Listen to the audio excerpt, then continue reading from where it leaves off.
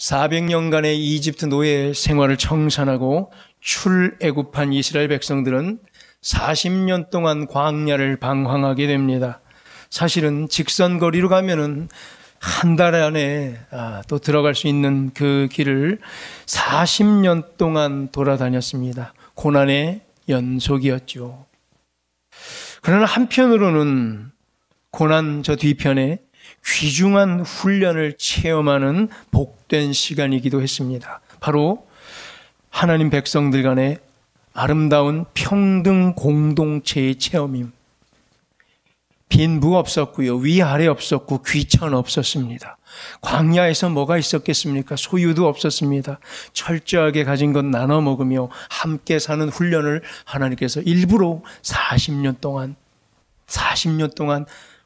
주신 거죠. 그 기회를 주셨습니다. 평등 공동체의 체험의 기회. 이후에 이 평등 공동체는 성막을 중심으로 제사를 드리며 예배 공동체의 체험을 하게 됩니다. 이러한 평등 공동체와 예배 공동체의 생활이 몸에 배이는 그 기간이 40년 된 거죠. 그러면서 그들에게는, 이스라엘 백성들에게는 야훼 신앙이 싹트게 됩니다. 야훼 신앙. 한 번만 따라할까요? 야훼 신앙. 야훼는 히브리 사람들이 자기네 발음으로 여호와 하나님을 부르는 말이에요. 우리는 여호와 이렇게 성경을 한국말로 번역이 됐는데 야훼라고도 하죠. 야훼 신앙이란 히브리 사람들에게 있어서 하나님 중심, 여호와 하나님 중심 신앙을 말합니다.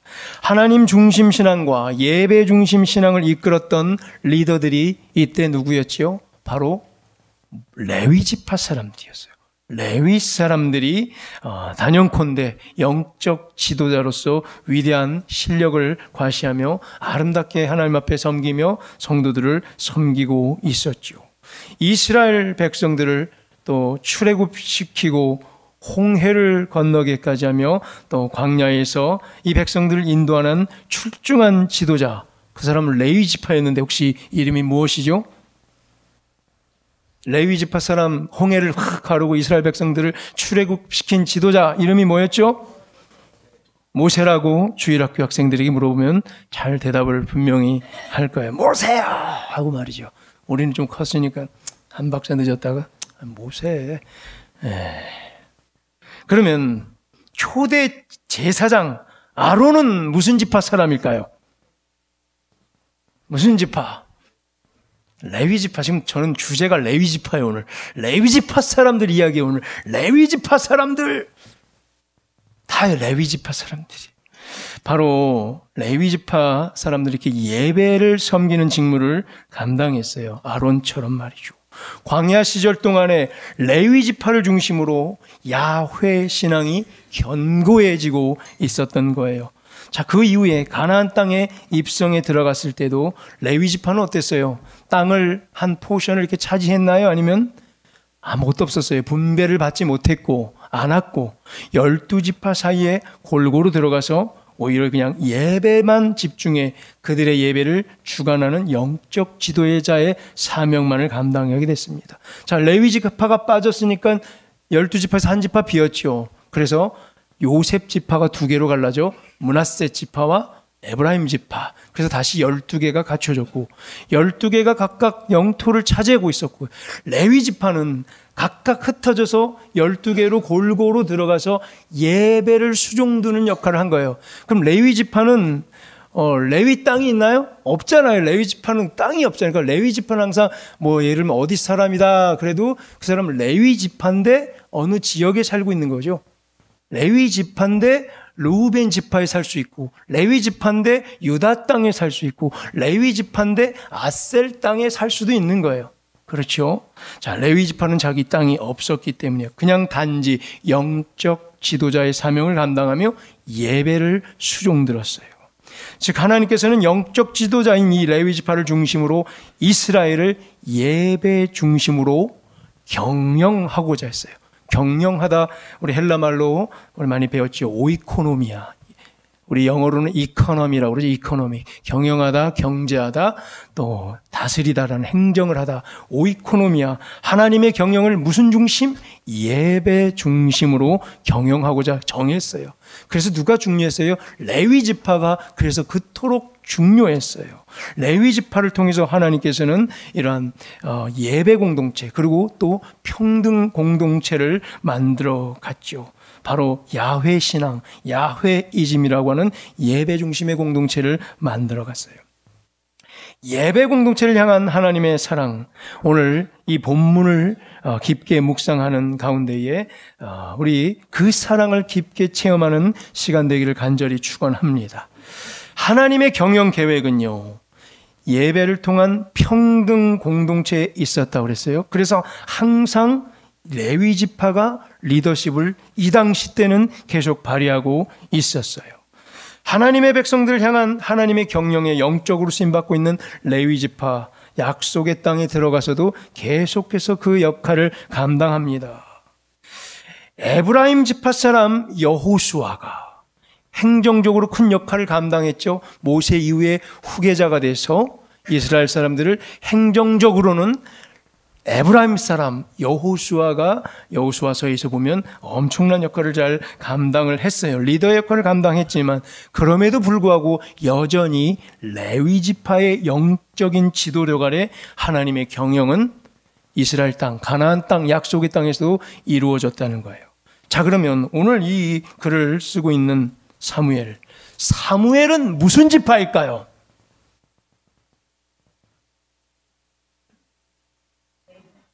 대답이 나올 때까지 오늘 누구 얘기하고 있다는 얘기였어요. 저는 어렵게 문제를 안 내잖아요. 이미 다 가르쳐주고 물어보는 거예요. 오늘 레위 지파 이야기를 하고 있어요. 사무엘은 당연히 레위 지파 사람. 그럼 사무엘 보면 사무엘이랑 사무엘 아버지는 엘가나는 주로 뭐 제사를 이렇게 감당하고 제사를 드리죠. 당연히 제사 드리는 사람은 누구예요? 무조건 레위 지파 사람만 가능해요. 다른 사람이 제사를 주관하면 안 돼요. 사울이라는 왕이 가짜 왕이었죠. 잘못된 왕이었는데 그는 베냐민 지파 사람입니다. 근데 자기가 월권을 해서 제사를 드려버려요. 그래서 어떻게 됐죠? 하나님께서 죽였어요. 오직 레위 지파 사람에게만 특권을 줘서 이것을 감당하겠어요. 당연히 사무엘은 무슨 지파인가? 레위 지파죠. 그런데 혹자들은 사무엘을 에브라임 지파로 알고 있는 사람들이 있어요. 혹자들은 우리 중에는 없겠죠. 그 이유는 뭐냐면 사무엘상 1장 1절 때문에 그래요. 이게 한국말 번역 때문에 그런데 이것만 보면 사무엘은 어느 지파예요? 사무엘 1장 1절 보세요. 여기 사무엘 어느 사람 같아요? 에브라임 사람 같잖아요. 에브라임 사람 엘가나는 사무엘 아버지예요. 그럼 사무엘도 당연히 에브라임 사람 아닌가? 엘가나는 에브라임 사람 이렇게 알고들 있어요. 근데 그게 아니라 여기 어떻게 됐냐면 사무엘상 1장 1절은 원래 이렇게 기록되어 있어서 그런데 원래 성경 원문에는요, 에브라임 산지에 살고 있는 엘가나, 에브라임 산지에 엘가나라 하는 사람이 살고 있었는데 라는 말이에요. 근데 엘가나는 뒤에 보면 레위 지파 사람이에요. 근데 레위 지파 사람이 오늘 어디 살고 있다는 얘기예요? 에브라임 산지에 살고 있다는. 자, 이제 이해가 되는 게 레위 지파는 그럼 어디 살 건데요? 레위 땅에 살아요? 자, 레위 땅 있어요? 없어요? 없다고 그랬잖아요. 그럼 레위 땅은 없어요. 그럼 레위 지파는 어딘가 소속돼서 살아야 돼요. 하필 레위 사람 엘가나는 어디서? 에브라임 산지를 맡아서 거기 제사장으로 파견돼서 거기에서 사역을 하고 있었던 사람이에요. 어떤 사람은 유다에서 사역을 하겠죠. 그럼 그 사람이 유다 사람이 아니죠. 레위 사람인데. 자, 레위 지파 사람들은 분배받은 자신의 땅이 없고 이렇게 12지파 영토에 곳곳에 들어가서 그저 딱 제사의 직무만을 감당하는 사람. 그래서 어때요? 깨끗하죠. 자기 소유가 없죠. 자기 분배가 없죠. 땅이 없어요. 그러니까 깨끗해요. 청렴할 수밖에 없어요. 왜? 소속된 게 없기 때문이에요. 사무엘은 분명히 레위 지파 사람입니다. 참고로 역대상 6장 33절 38절에서 사무엘이 레위 지파라는 것을 분명히 밝히고 있는데 우리가 앞선 사무엘서 1장 1절처럼 해석을 잘못해서 헷갈릴 수가 있습니다. 6장에 보면요. 저기 역대상 영상으로 띄워주세요. 역대상 6장 33절에서 38절에 여기 레위 지파 중 명단이 나오는데 그중에 회막 앞에서 찬송을 맡은 사람들, 즉 성가대, 회막 앞에서 성가대를 하고 있는 사람들 명단. 당연히 성가대도 다 뭐예요? 레위 지파 사람들. 여기 성가대 다 뭐예요? 레위 지파 사람. 네, 레위 지파 사람들이란 얘기예요. 그 찬송을 하는 사람 명단에 엘가나와 사무엘의 이름이 나옵니다. 33절을 보니까 직무를 행하는 자와 그 아들들은 이러하니 그핫 자손 중에 헤만은 찬송하는 자라. 그는 요엘의 아들이요 요엘은 사무엘의 아들이라. 34절을 보면 사무엘은 엘가나의 아들이요, 여기 다 나오죠.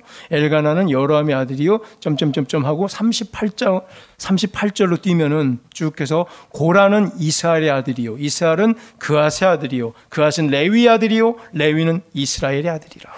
레위 아들, 레위 지파라는 얘기죠. 이스라엘은 참고로 누구예요? 야곱이죠. 야곱이 이름이 바뀌어서 이스라엘 됐죠. 야곱의 세 번째 아들이 레위죠. 르시, 레유, 레위. 세 번째 아들이 레위죠. 레위. 즉 사무엘은 레위의 후손이라는 얘기를 하고 있는 거예요. 사무엘은 분명 어느 지파다? 레위 지파다. 에브라임 지파다 하면 땡 틀리는 거예요. 이스라엘을 영적으로 지도하고 있는 오늘 사무엘에게 엄청나게 어려운 과제가 주어졌죠.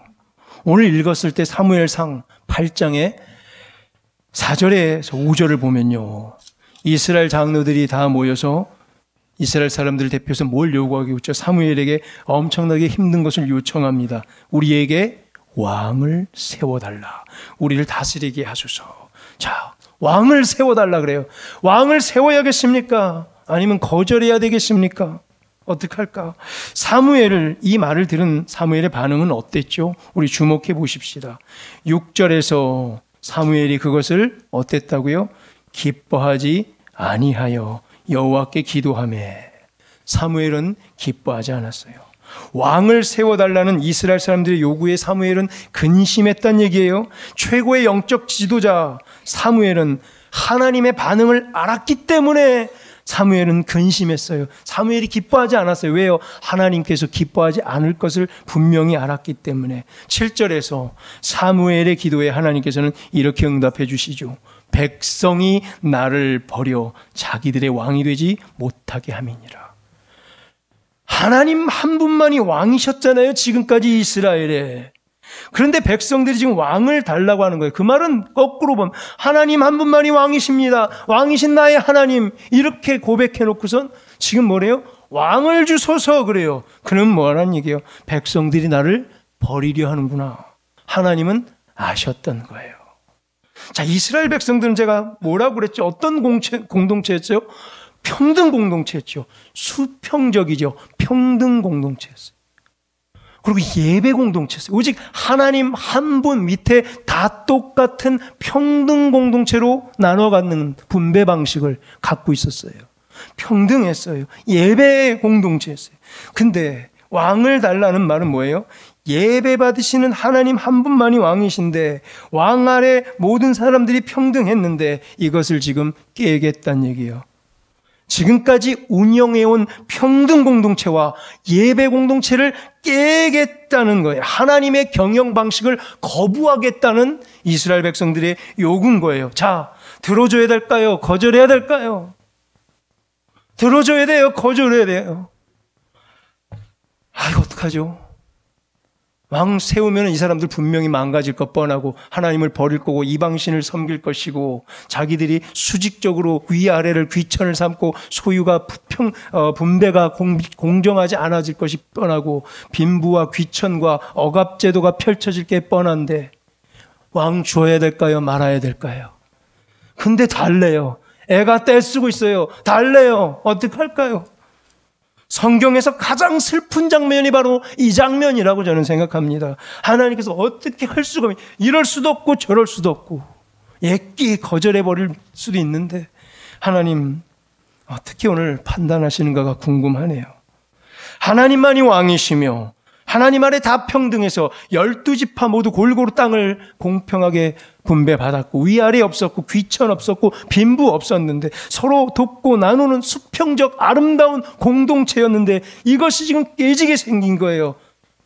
특별히 그 어떤 땅도 소유받지 않았던 레위지파 사람들로 하여금 하나님께서는 아름답게 영적 직무를 이렇게 순수하게 감당케 했던 거예요. 사무엘처럼 말이죠. 얼마나 순수하게 이것을 감당해냈어요. 이런 레위지파들의 운동으로 말미암아 영적인 파워와 새로운 바람을 늘 이스라엘 공동체 속에서 이들은 일으킬 수 있었어요. 왜요? 소속된 게 없었기 때문에, 가지고 있는 게 없었기 때문에, 소유가 없었기 때문에 늘 청렴할 수 있었고 깨끗할 수 있어서 사회의 개혁의 주도 세력이 될 수가 있었어요. 누구예요? 레위지파는. 왜요? 소유된 게 없었기 때문에. 레위지파는 단지 다만 하나님의 영적 대리인, 전달자, 메신저, 중재자로서 리더십을 마음껏 발휘할 수 있었어요. 깨끗하게 말이죠. 사무엘도 마찬가지였죠. 레위지파였던 사무엘은 정말 모세와 같은 지도자였습니다. 사무엘은 모세와도 너무나 닮은 사람이었죠. 사무엘은 어땠어요? 때로는 적과 싸우기도 했어요. 적을 물리치고 승리를 가져오는 훌륭한 사사의 직무를 감당했어요. 마지막 사사라고 그러잖아요. 하나님의 법을 또한 그는 공의로 집행하는 강력한 기도의 사람으로 또 사사, 판관의 역할을 감당했던 기도의 사람. 사무엘상 우리가 읽었던 8장 그 위에 7장 15절 17절을 보면요, 사무엘의 업적이 이렇게 기록되어 있습니다. 우리 15절에서 17절 함께 읽어보겠습니다. 사무엘이 사는 날 동안 이스라엘을 다스렸으되 해마다 베델과 길갈과 미스바로 순회하여 그 모든 곳에서 이스라엘을 다스렸고 라마로 돌아왔으니 이는 거기에 자기 집이 있음이라. 거기서도 이스라엘을 다스렸으며 또 거기에 여호와를 위하여 제단을 쌓았더라. 아멘. 어때? 이 본문을 읽을 때 좀 이해가 되나요? 이제 설명을 듣고 읽으니까 이해가 되죠. 사무엘은 무슨 지파? 레위 지파로 자기 땅 한 고개에 있는 것이 아니라 파견받은 데 가서 예배를, 제사를 드려주는 직무를 감당하는 사람인데 이 사무엘은 어땠어요? 유독 16절에 보니까 해마다 이 라마 에브라임 산지뿐만 아니라 베델도 가서 길갈도 가서 미스바라는 유대 땅에 가서도 순회하면서, 즉 뭐예요? 이 모든 곳에서 이스라엘을 다스렸다고 16절에 말하고 있어요. 그 영적 영역이 굉장히 크게 여기저기서 순회 공연을, 순회 예배를 집도하면서 다녔던 엄청난 사람이었다는 거예요. 그리고 원래 자기가 있던 집 에브라임 산지인 라마로 또 돌아와서, 왜? 거기에 자기 집이 있기 때문에. 그러니까 에브라임 사람이란 얘기는 에브라임이 주 거처지고 레위 지파인 이 제사장 사무엘은 여러 이스라엘을 두루다니면서 영적인 통찰력으로 이스라엘을 다스렸다는 얘기예요. 아름답게 영적 지도자의 책무를 수행하고 있었던 사무엘은 에브라임 산지뿐만 아니라 이스라엘 전역을 다녔었어요. 자, 그래 사무엘을 우리가 어떻게 평가하죠? 그를 마지막 사사라고 그래요. 사사 중에 마지막 사사요. 또 공식적인 최초의 선지자가 바로 사무엘이었어요. 그리고 그는 또 뭐예요? 거룩한 제사장이기도 했어요. 그러면서 하나님의 행정을 맡아 진행하기도 한 왕의 대리자격이기도 했었죠. 왕이 있기 이전에 사무엘 말이죠. 사무엘을 무슨 일을 감당했다고요? 왕의 대리자라고 그랬어요.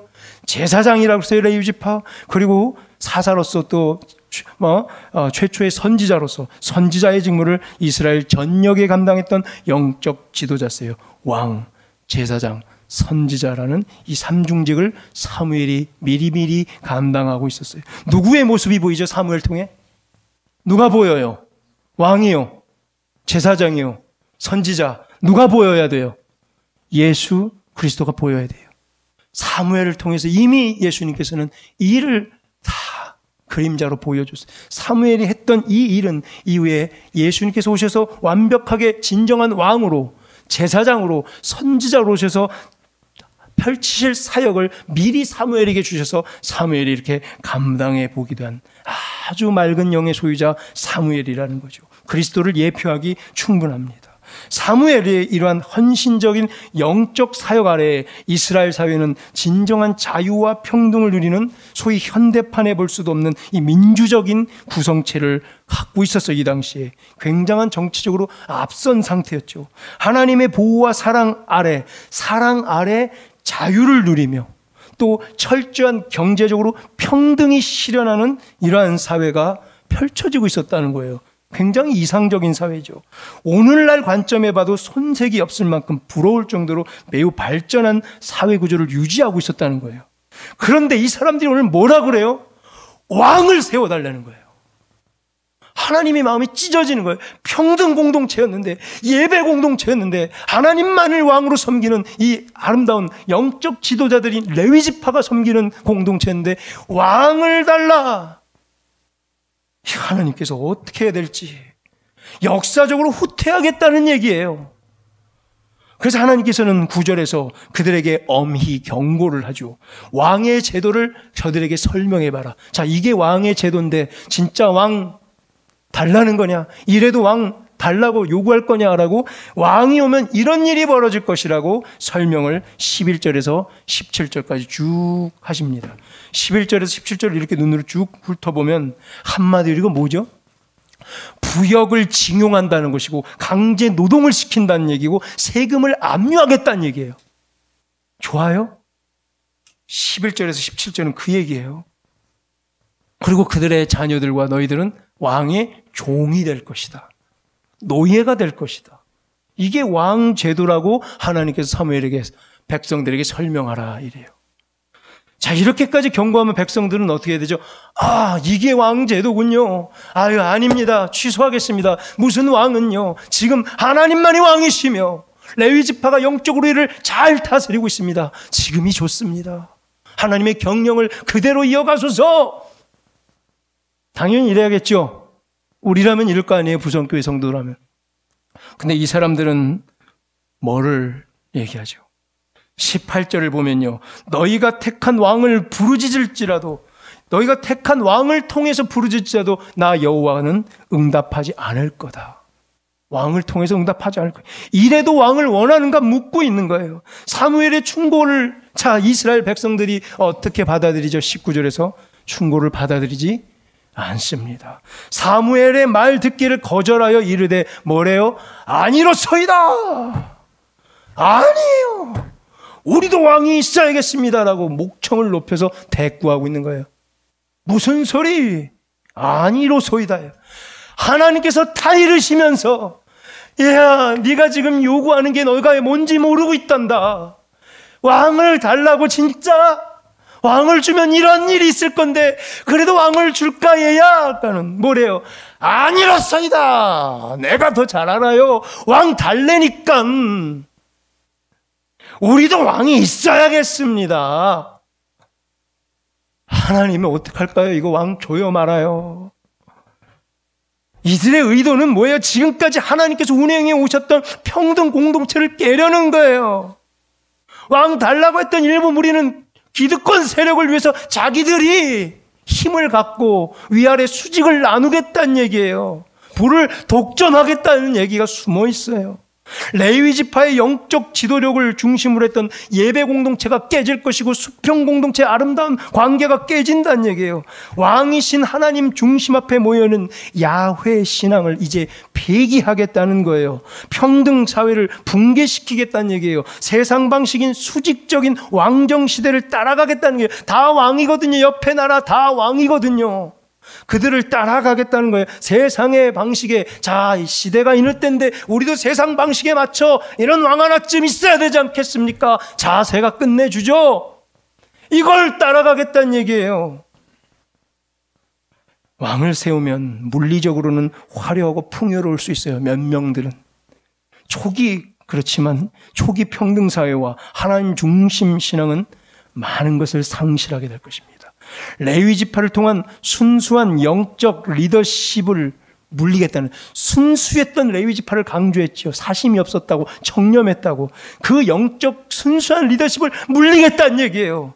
그리고 다른 힘에 의한 물리적이고 세상적인 리더십 앞에 이스라엘의 갈 바를 막겠다는 얘기예요. 그게 누구 지파로 바뀐 거예요? 유대 지파로 바뀐 거예요.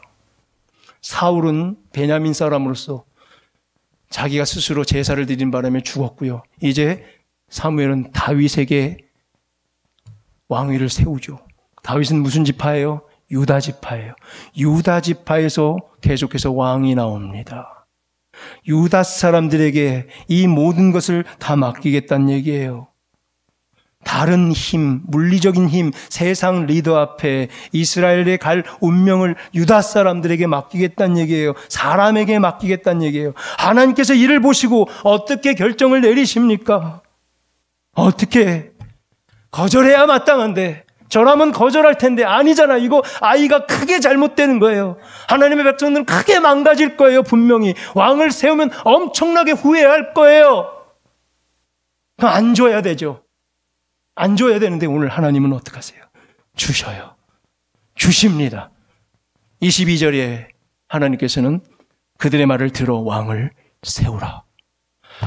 저는 이 말씀을 듣고 충격에 빠졌어요. 하나님 버리십니까? 백성들 포기하신 겁니까? 포기했습니까? 왕 주시면 어떡합니까? 끝까지 왕 주지 않으셔야죠. 설득했어야죠. 하나님께서는 그러나 백성들의 요구사항을 들어주라 하십니다. 하나님께서 왜 이렇게 이것을 허락하셨는지 우리 이유를 찾아야만 합니다. 이스라엘 지파는 어떤 지파들이야? 이스라엘 사람들은 지파들로 모인 동맹체였고요.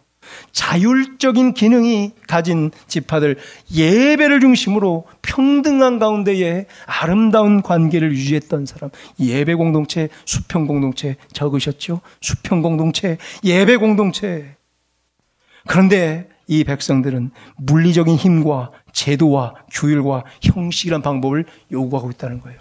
하나님께서 이렇게 아름다운 걸 이미 줬는데 규율과 제도와 힘과 형식 앞에, 줄서기 앞에 눈치 보고 서는 일들을 이제 이들은 해야 되는 거예요. 그럼 무슨 일이 벌어져요? 물고 뜯고 비교하고 갈기고 상처 주고 분쟁하고 나눠지고 이 일들이 앞으로 벌어지게 될 것입니다. 아니다 다를까 사무엘 상하 뒤에 이제 왕정이 생기죠. 왕들 보셨어요? 어떤 일들이 벌어지는지. 한 지파의 왕들끼리도 서로 왕이 되려고 물고 뜯어지죠. 다윗을 제끼려고 아들 압살롬이 물고 뜯어지죠. 아도니아가 왕이 되려고 솔로몬을 패하려고 물고 뜯어지죠. 수많은 이런 일들이 왕정 내내 있게 되고 이스라엘 백성들은 피눈물을 흘리고 나중에 바벨론으로 끌려가요. 이스라엘 남유다의 맨 마지막 왕 누구예요? 시드기야 왕. 두 눈을 뽑힌 채 끌려가요. 이게 왕정의 최후예요. 자, 최후를 보여줬어요. 왕 줄까요 말까요? 말아야 되는데 이스라엘 백성들은 뭐예요? 무슨 소리냐고, 왕 달라고, 우리가 알아서 할 테니까. 아니로소이다. 우리도 왕이 있어야겠습니다. 교만이에요. 하나님의 경영 방식에 도전하고 간섭하는 피조물들의 교만을 우리는 봅니다. 보면 우리는 고쳐야 돼요. 고쳐야 돼요. 근데 우리는 안 고쳐요. 우리도 똑같이 무슨 소리? 왕 달래니까 우리가 알아서 하겠다니까 하나님 앞에 떼를 써요. 마치 어린애가 엄마 아빠한테 이거 사달래니까 하고 비교했죠. 내 친구 가졌죠. 이거 꼭 가져야 돼요. 이거 가지면 분명히 안 좋은 일이 생기는데 엄마 아빠는 그래서 안 주려고 그러는데 아이는 달라고 떼를 써요. 어떡해요? 오늘 하나님 근데 어떻게 선택했죠? 주셨어요. 자, 이게 우리에게 큰 숙제예요. 이걸 어떻게 해석할까요? 주셨어요, 왕을. 포기했어요? 버리셨어요? 오늘 이 사건은요, 하나님께서 그래서 경영 방식을 바꾸시는 장면이에요. 뭐라고요? 경영 방식을 바꾸셨어요. 그래서 레위 지파를 통해서 수평 공동체를 운영해 가시다가 예배 공동체를 운영해 가시다가 경영 방식 오이코노미를 바꾸셨어요. 수직 공동체, 왕정 중심, 중앙 집권으로 바꾸셨어요. 눈물을 머금고 하나님께서는 당신의 경영 방식을 바꾸기까지 하신 이 사건. 그래서 왕으로 이제 유다 사람들, 유대 지파 사람들을 왕으로 세워요. 유대지파 때문에 난리 났죠. 그 유대주의. 우리가 사도행전을 공부하면서 알 수 있었죠. 그놈의 유대주의 때문에 지긋지긋한 유대주의 전통 빠져나올 수 없는 그들의 이 고식적인 관계 속에서 유대주의 때문에 얼마나 많이 병들고 힘들어졌는지를 우리는 알죠. 바리새인들의 폐해. 왕정이 무너지고 바벨론으로 끌려갔을 뿐만 아니라 그 유대주의는 끝까지 물고 늘어져 이스라엘 백성들을 괴롭혀요. 유대의 주의가 남아. 그 유대지파 사람들, 다윗의 허리에 난 아들들을 왕으로 세워요. 자, 이제 패턴이 바뀌었어요. 레위 지파 중심이 아니라 무슨 지파? 유대 지파로 패턴이 바뀌었어요. 경영 방식이 바뀌었다는 게, 리더십을 누구로? 레위 지파라는 깨끗하고 아무 소유 없고 아무 분배가 없는 레위 사람들로 맑고 청명하게 이끌어갔던 이 리더십을 누구로? 유대 사람으로 바꿨어요. 유대 사람들은 물고 뜯어요.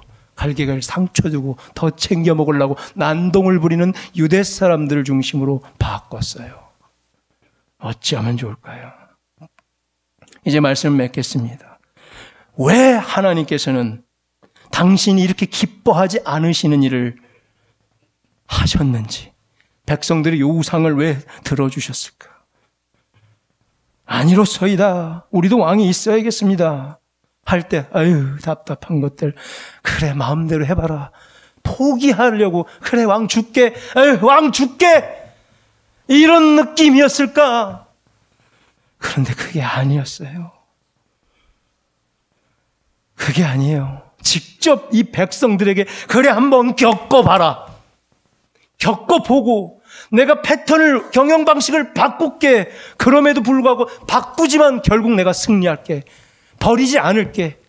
더 사랑할게. 너희들이 지금 오죽하면 왕을 달라고 그럴까? 하나님께서는 백성을 읽어주셨습니다. 어린애가 뗐을 때 그래 안 좋은 거 알면서 이거 사달라는 네 마음을 내가 오죽하면 네가 이랬을까? 틀린 것 알고 잘못된 것 알지만 내가 줄게. 그래도 너를 해치지 않고 그것 또한 막아줄게. 왕정 줄게. 단 내가 직접 내려올게. 사닥다리 타고 내가 내려왔게. 내가 왕이라면 내가 직접 내려와서 진짜 너희를 구원할게. 단 니들이 지금 이렇게 요구하는 왕 내가 지금 줄게. 이러고 계신 거예요. 진짜 사랑. 포기가 아니었어요. 사랑이었어요. 그래서 왕을 주셔요. 보호받고 싶다는 백성들의 지금 이 순간의 심중, 지금 너무 힘들어서 하나님 내가 이거라도 해야겠습니다. 너무 힘듭니다. 경제가 이렇게 힘든데 하나님의 약속은 뭐예요? 야, 가게 문 닫아봐. 주일날 주일 성수해봐. 어떻게 복을 채우고 눌러주는지 체험해보라고. 근데 백성의 심정은 아유 하나님 몰라서 하는 소리잖아요. 아니로소이다. 가게 문 열어야겠습니다. 때가 어느 때인데 지금 애 학원비 올랐고 가게세 올랐고 지금 이제 등록금 대학 가요. 어떻게 해야겠습니까? 보호하고 싶은 이 하나님의 마음. 아유 이거 하면 더 큰 역사가 있을 건데 그래 지금은 안 보이는 이 백성 아무리 보이지 않잖아요. 오늘 아무리 왕정의 폐해를 얘기도 눈에 안 보이는 백성들을 그냥 들어주시고 그래 그럼 해라. 똑같아요. 우리도 똑같아요. 가게 문 열어야겠습니다. 그럼 하나님 어떡하세요? 그래 열어라. 내가 그것까지 막아줄게. 너희를 살리고 싶단다. 난 너희를 사랑한단다. 난 너희를 보호하고 싶단다. 진짜 난 너희 자녀들이 어떻게 되는지 그 간절한 사랑의 마음을 알겠느냐. 왕을 주겠다. 그리고 그것마저 내가 다 마무리 짓겠다.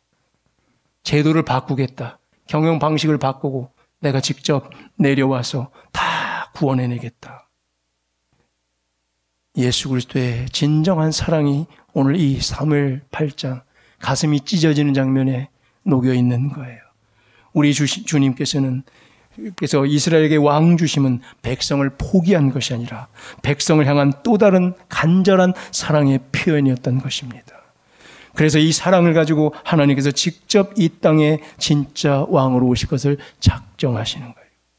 사랑하는 우리 부성교회 성도 여러분들, 하나님께서 우리를 끝까지 포기하지 않는 줄로 믿습니다. 비록 지금 우리의 요청과 요구가 잘못된 걸지로 하나님께서는 그것까지 안고 가시고 당신의 경영 방식을 심지어는 바꾸기까지 하시면서도 우리를 향한 사랑을 끝까지 지켜낼 줄로 믿습니다. 이 사랑 부여잡고 우리 짧은 것 보지 말고 넓게 보고 크게 보고 하나님이 원하시는 경영은 내 삶 속에, 내 자녀 속에, 우리 교회 속에 어디에 있는지 그 시선을 찾아내는 귀한 성도님들, 성숙의 신앙의 경지에 이르는 우리 모두 되기를 주의 이름으로 축원합니다. 아멘.